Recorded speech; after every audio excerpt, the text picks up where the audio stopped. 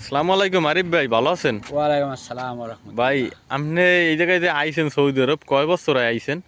আমার আশা ভাই 2.5 বছর প্লাস। 2.5 বছর প্লাস। জি। তো এর ভিতরে মানে কেমন কি অর্থ উপার্জন করছেন? অর্থ উপার্জন তেমন কিছু করতে পারি না ভাই, যে টাকা পয়সা খরচ করে আইছি হ্যাঁ হ্যাঁ।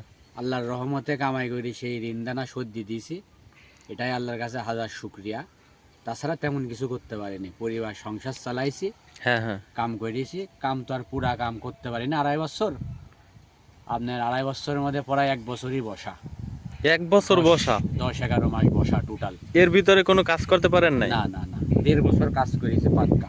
হুম হুম। তাতে ঋণদানা যা ছিলাম, যে টাকা খরচ করে আইছি এগুলা শোধ দিছি। হ্যাঁ হ্যাঁ। আর পরিবার সংসার চালাইছি এই তো আর মানে কি। আপনি যে আসছেন কত লাখ টাকা দিয়ে আইছেন, আর আপনি কি ফ্রি বিষয়ে আসছেন? জি জি, আমি আসছি 4 লাখ টাকা দিয়ে আসছি। আর আপনার মেডিকেল, পাসপোর্ট এসব আলাদা। হুম। 4 লাখ টাকা অফিসে দিছি।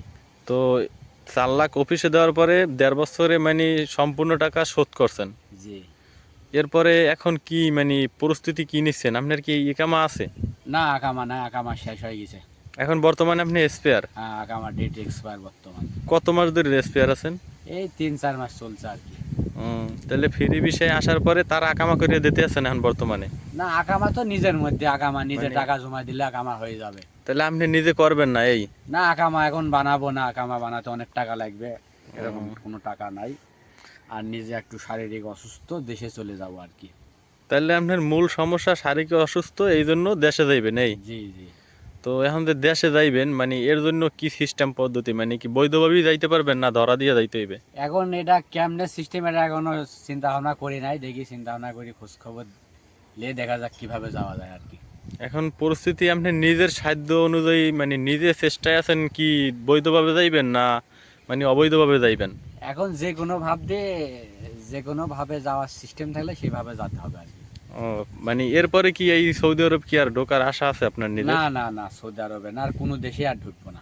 মানে কেন, মানে বাড়িতে কি কোনো কাজকর্মের সিস্টেম আছে? কাজকর্ম সিস্টেম তো আছেই, আমি নিজে কাম জানি, তারপরেও যাই কাম করতে পারবো, সমস্যা নাই। তো আপনি নিজে কাম জানেন ঠিক আছে বুঝলাম, কিন্তু আপনি কাম জানার পরেও মানে এই সৌদি আরব কেন আসছিলেন? আসছিলাম যে কামানি যাবে বেশি, এই চিন্তা ভাবনা করে মানে আসছিলাম। টাকা এখন বেশি এই জন্য আর কি আসছেন হ্যাঁ, এই? কিন্তু এখন দেখি যে এখানে যে পরিমাণ পরিশ্রম, হ্যাঁ হ্যাঁ। সারা মাস কাম থাকে না। হ্যাঁ হ্যাঁ। হ্যাঁ, দেশে তো এমন না, দেশে তো সারা মাস কাম থাকে। হ্যাঁ হ্যাঁ। কম বেশি দেশে তো আমাদের কামের অভাব নাই, কাম তো 12 মাস থাকে। হুম। তাতেও দেশে স্যালারি একটু কম হলেও যদি একটু পরিশ্রম বেশি করা যায়, হ্যাঁ আমি মনে করি বিদেশের মতো দেশে কামাই করা যায়। কিন্তু আমরা বিদেশে যে 12-14 ঘন্টা ডিউটি করি, হ্যাঁ। দেশে তো ওটা করি না। এইটা দেশে 6 ঘন্টা আসলে 8 ঘন্টা ডিউটি করে আমরা অলসতা কাটাই। এইটাই আসলে আমাদের সমস্যা মূলত, মানে হ্যাঁ কাজ করি না দেশে বসেই। হ্যাঁ হ্যাঁ, ওইটাই আর কি। তো এখন আপনি আর কি? কিন্তু কিন্তু এই দেশে যে পরিমাণ পরিশ্রম করি, 12 ঘন্টা 14 ঘন্টা ডিউটি করি। হ্যাঁ হ্যাঁ। হ্যাঁ, 12 ঘন্টা বা 10 ঘন্টা যদি কোম্পানির ডিউটি করি, হুম বাসে যেতে আসতে 2-4 ঘন্টা লাগে। হুম। ডিউটি করে আসি, খানা বিনা পাকা খাতে খাতে 10টা 11টা বাজে। এই শ্রমটা যদি আমরা দেশে দিই, তাতে হ্যাঁ। মনে করি, আশা করি, আমার এটা ধারণা, তাতে এরকম কামাই দেশে করা যাবে, আশা করি। যাক, মানে এখন আপনি বর্তমানে চাইতেছেন অল্পের ভিতরে দেশে চলে যাইবেন, আর দেশে যাওয়ার পরে হয়তো নিজের যে বউ বাচ্চা বা মাইয়ে পোয়া আছে যেগুলো, এদের নিয়ে সংসার আদি করবেন, কাজকর্ম করবেন এই?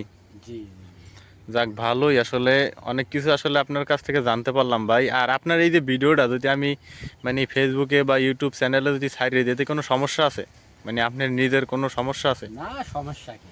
আচ্ছা, যাক ভালো। তো এতক্ষণ তার মুখ থেকে অনেক কিছু শুনতেই পারলেন। আসলে আমি সর্বপ্রথমই মানে আমার ক্যামেরাটা অন করি নাই। আমি সর্বপ্রথম তার কাছে গিয়ে তার অনুমতি নিয়েছি, এরপরে তার নাম জেনেছি। এরপরে আমি তার কাছে বললাম যে ভাই আসলে আপনার ঘটনাটা একটু বলেন। তো এরপরে উনি বলল, সব কিছু শুনতে পারলেন এতক্ষণ। আর এখন বর্তমান পরিস্থিতি এরকমের, হাজারো প্রবাসীরা এরকমের পড়ে আছে। তো আর কি বলবো ভাই, কিছু বলার নাই। তো এই চ্যানেলে নতুন হয়ে থাকলে অবশ্যই ফাইট দ্য সিচুয়েশন চ্যানেলটি সাবস্ক্রাইব করে সাথেই থাকবেন এই ধরনের অন্য কোনো ভিডিও পাওয়ার জন্য, এবং ভালো লাগলে অবশ্যই লাইক করবেন। আপনার কোনো বন্ধু বা আত্মীয় স্বজনকে শেয়ার করে দিয়ে দেখার সুযোগ করে দিবেন। ভালো থাকুন, সুস্থ থাকুন, আল্লাহ হাফেজ।